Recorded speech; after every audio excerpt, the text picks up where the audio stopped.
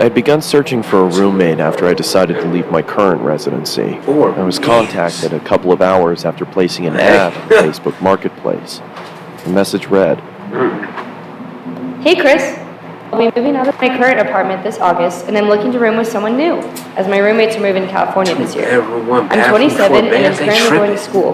When I'm not at school, I enjoy hiking and watching movies. I also apprentice at a taxidermy shop on the days of going to class. Hope it's not weird.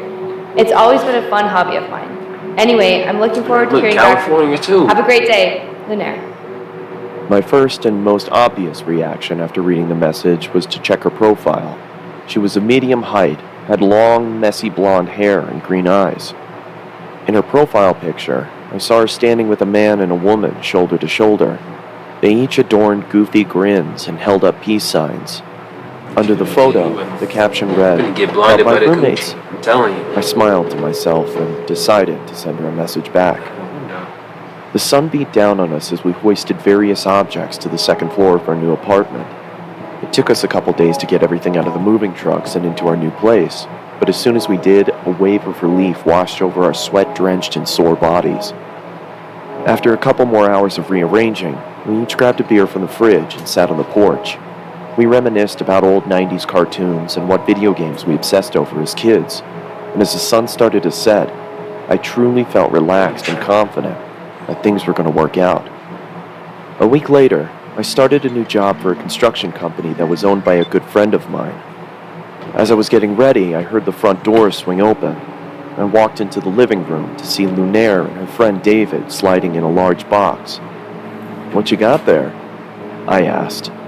Through a strained grunt, she replied, "I bought a freezer to store some of the animals I'm planning on using in my taxidermy work. I hope that's all right." I was obviously hesitant at first, as there was no mention of this happening in the first place, but I eventually accepted and returned to my room to continue getting ready for work.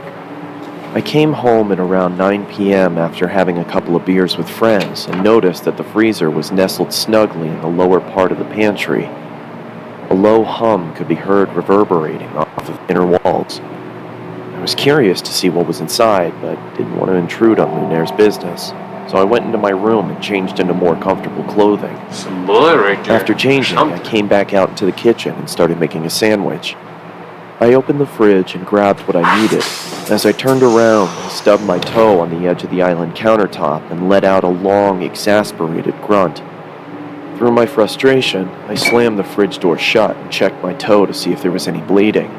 As I raised my head back up, I was greeted by a shadowy figure. Lunaire was standing in the doorway leading to her room. The darkness behind her almost seemed to envelop her. "Is everything okay?" She said in a deadpan tone. "Shit, yeah, I'm sorry.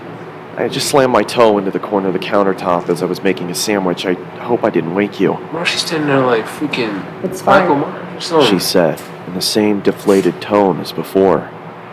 She then turned around and walked back into the darkness of her room. I could tell that she was pissed, so I quietly made my sandwich and retreated back to my room as well, only hearing a low hum from the freezer as I closed my door. I had the next day off, so I was able to sleep in a little longer than usual. When I finally emerged from my room, I walked into the kitchen to make breakfast.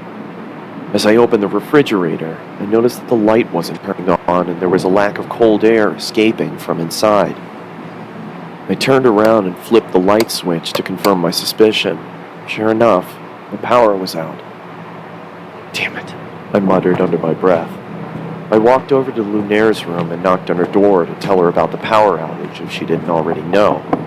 There was no answer. I then remembered that she had classes that day and probably wasn't home. I walked back to the kitchen and past the pantry.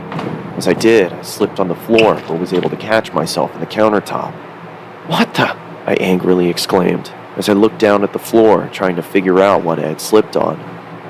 It was blood. It had started to leak from the corner of the freezer and pool onto the floor. I quickly tried to open the freezer to find out the cause of the viscous liquid, but then I noticed that it had a padlock attached to it. I don't remember seeing that before. I ran out to my car and grabbed my toolbox from the back seat.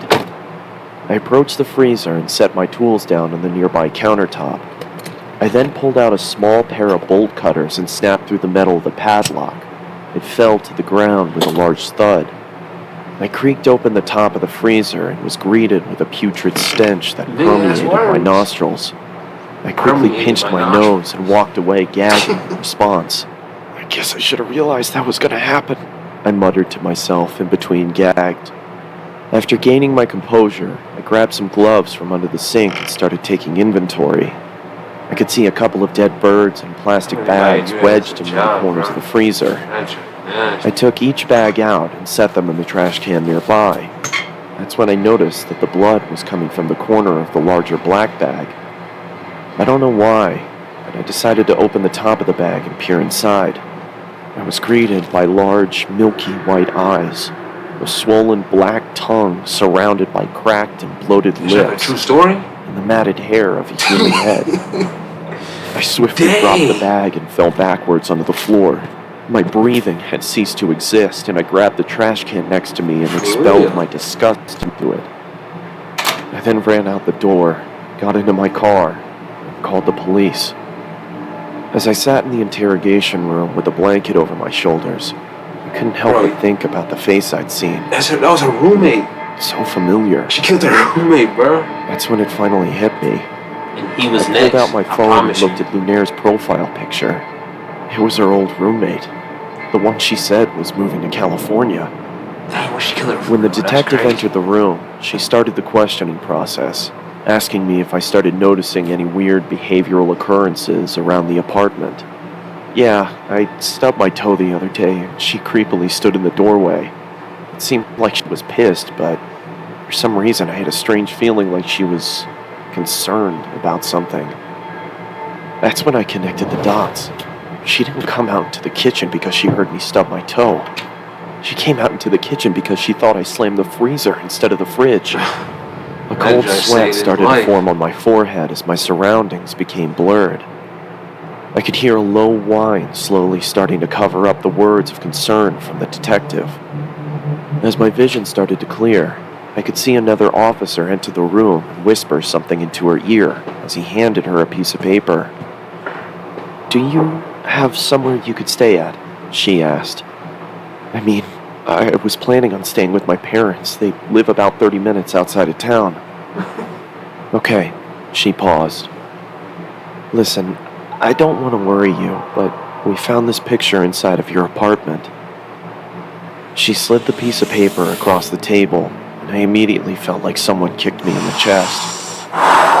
The head of Lunaire's other roommate sat on the chair. In the background, scrawled on the wall in blood, read, He was next. I'm telling you, he was next. All of them. He was next, bro. That junk is crazy. That's why you can't trust everybody, bro. Everybody not like